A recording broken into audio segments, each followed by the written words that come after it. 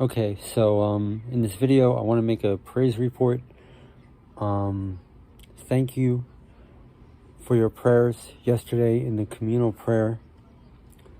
It's very sad that these are the times that we're in, but and these are the kind of praise reports that are required to come out, and they are required.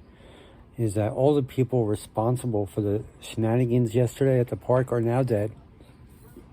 They're all dead. And and our prayers help that, because there needs to be judgment. And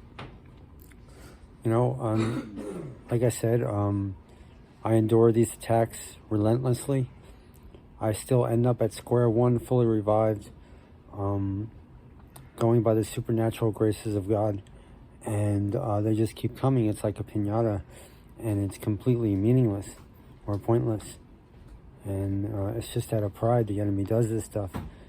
And so when I got back to the dorm last night, when I done, settled in, right when I laid in my bed, I felt I was fine.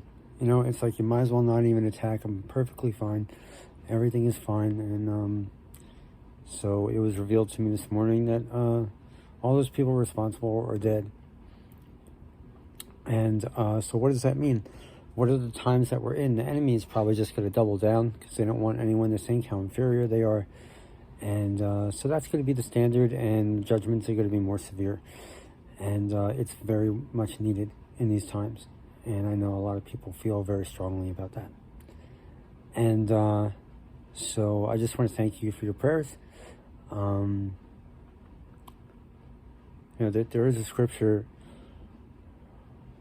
when our obedience is filled, then disobedience is recompensed. So God doesn't judge when we think he'll judge.